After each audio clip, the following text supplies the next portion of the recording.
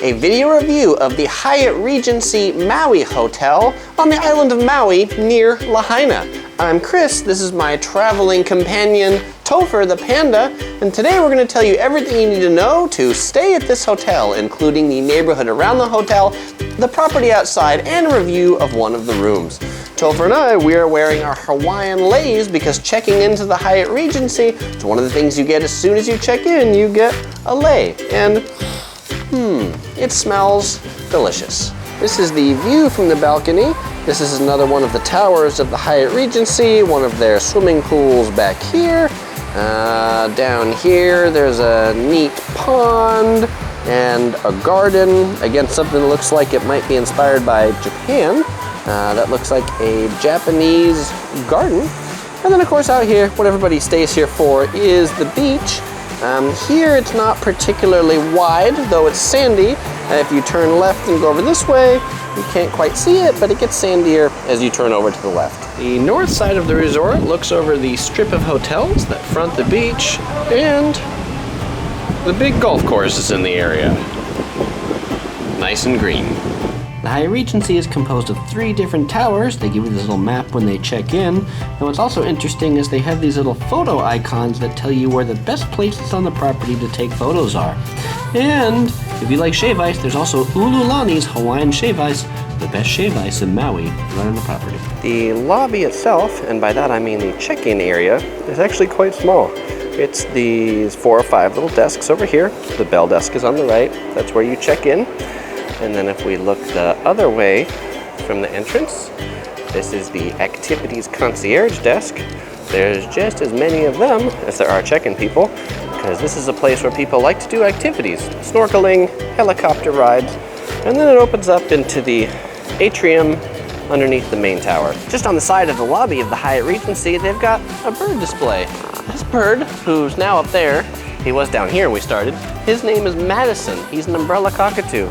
Occasionally he says hello, hello. I doubt I can get him to say him on camera, but it's pretty cool. Just beyond the cockatoo, there's a set of penguins. They are African penguins, and apparently that's what makes them acclimated to the temperatures here in Hawaii. They've also got a military macaw. His name is Shrek.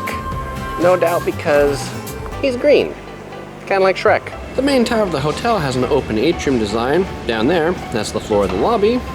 As we go up, you can see the different floors and hallways into the rooms.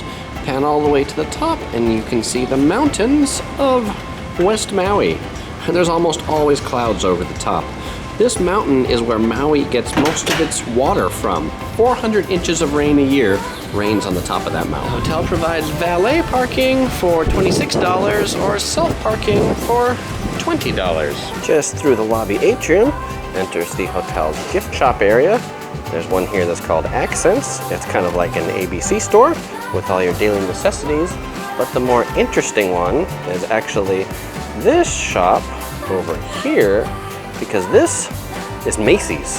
Yes, there's a Macy's inside the Hyatt. It's a fairly small Macy's, but a Macy's nonetheless. I've never been in a Hyatt with a Macy's. In front of the Lahaina Tower, there's this really neat garden, and there's a restaurant called the Swan Court because the garden is full of swans. They've got big white swans, they've got black swans, and over there, they've even got pink flamingos. Really cool. Neat animals. I love swans. Just past the Lahaina Tower is the Luau and the Beach Activities Center, where you can rent boards, inner tubes, things like that. Up this staircase is the Marilyn Monroe Spa, which the brand of the soaps and amenities are. And the gym is in a very interesting location. It's right here with this entrance from outside the hotel, right looking at the beach. So that's kind of neat because you can be on a treadmill or elliptical machine in that window and have an ocean view. The hotel has a couple of nice big swimming pools that are made to look with natural waterfall features. They're also right next to the beach. One thing to know is they don't bring beach chairs out on the beach, so these chairs here are the closest you're going to get to a chair on the beach. The beach in front of the Hyatt It's a nice sandy beach, but it's a little narrow. I guess that doesn't change the fact that the water's pretty warm though. For some more pools, you can come over to the new Hyatt Residence Club, which is their timeshares. There's 5 more pools over here. These, a little more tranquil, a little more serene than the pools over at the Hyatt Regency.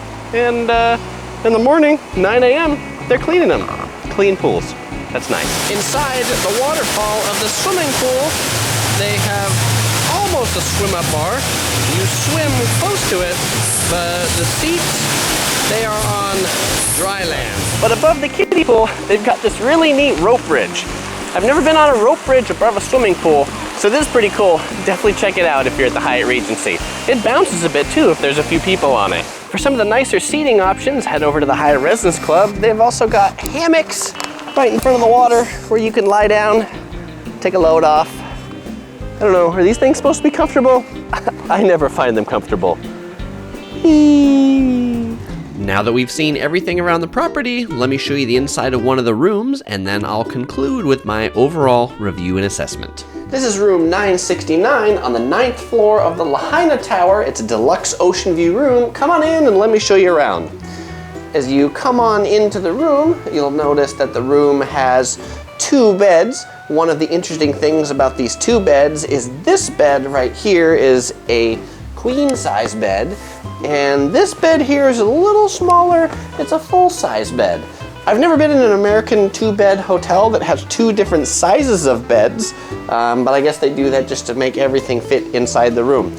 Clock radio, some magazines underneath on the table there. There's a little chair here in the corner next to this light. If you come over here, you'll see there's a desk on this side. Nice desk that you can sit at and look outside and enjoy the view. They have 2 different things that you can put your suitcases on. Here's one of my fancy Rimowa traveling suitcases. Over here is the flat panel television in the room. There's a couple drawers underneath that are empty and would act as your dresser. As a deluxe ocean view room, let's take a look out on the lanai, the balcony. Out on the balcony, or the lanai as they call them in Hawaii, there's a very interesting triangular table so that way both people can sit at this table and enjoy the view. Actually, I think that's kind of a nice touch because often hotel balconies provide round tables in the middle between 2 chairs. This is nice because you get it in front of you. Okay, let's take a look inside at the final part of the room, which is the bathroom. Back on the other side of the beds is the bathroom in the room. In here is the in-room closet. It's a nice deep closet. And what I want to show you in here is they have these very interesting robes. Actually, they remind me of something from Japan, clearly catering to Japanese guests. So it looks more like a yukata than a traditional hotel robe. Back over here, there's what looks like it could be room for 2 sinks, but instead it's 1 sink and room for you to put stuff. The collection of soaps in the room is by a Marilyn Monroe Spa, which is very interesting. Over here in the bathroom is what looks like something that would be in a living room and have a television on it, and it looks like it might have been out there and moved in here. But this has the in-room refrigerator right down here. You can keep things cold. It came with 2 complimentary bottles of water, and up here is the in-room coffee machine. And then in this drawer, or this cabinet, which you can't see from that angle, but there's a mini bar, but it was empty. The final part of the bathroom is the room with the bathtub, shower, and toilet. The one thing I want to show you in here, the extra toilet paper roll is in this very Hawaiian looking container right here. I find that interesting. I will say the bathroom is probably the most uninspiring part of the room, at least this portion of it. You know, for something that's a nice oceanfront hotel, I'd expect this to be a little brighter, a little livelier. It's definitely something that comes out of the 70s. Looks like it'll be functional. I mean, it'll work. You know, we just came over from the Andaz Hotel. You might enjoy seeing my review on that one, and that one has a much more amazing, though slightly less functional bathroom. Okay, Topher, it's that time. It's time to do our room review. How many Tophers are we gonna give this hotel? We're gonna give this hotel on a scale of 5, 3 Tophers. So let's talk about why we gave this hotel 3 Tophers. First of all, I would say my general assessment of this hotel is it is a business hotel that's by the beach, and actually not a very good beach at that. It's not particularly oceany. We just came from the Andaz, which is down in Wailea, and that hotel has much more of a beach and inspiring feel. And also the beach here, you can only go out maybe 10 feet before you hit a reef and rocks, and so it's not very good for wading or walking. If you do happen to stay here, you'll want to walk all the way down to the Westin to go to the beach, and if you're on the beach there, then it's all pretty sandy and there's no rocks and you don't have to worry about them. The other con for this hotel is it's kind of tired. I think this hotel's been here a long time and the rooms feel really tired, the bathrooms feel really tired, and it's just kind of uninspiring. The pros for this hotel is it's a large complex, so that's kind of why we're out here on the balcony. There's a big pool for the kids, there's a neat Japanese garden, the swans were kind of neat, and it was kind of neat to stay here to visit the other resorts in Ka'anapali Beach. It was neat to visit the Westin, it was neat to visit the Whalers Mall, but I found ourselves spending more time over at those other properties enjoying their amenities and their surroundings than enjoying the ones at the Hyatt here. So, if you are coming to Maui and you're looking to stay in West Maui, I'd recommend the Westin. And if you're looking to stay at a Hyatt property down in Wailea, I'd really recommend the Andaz. That was a great property. Alright, well, we hope you enjoyed this video, and if you'd like to subscribe, we publish new videos every Sunday, or you can follow us on Facebook, Twitter, Google+, links are in the description below, or you might enjoy watching some of these other videos from Maui. One of them is a review of the Andaz down in Wailea. Definitely check that one out. Alright, bye-bye.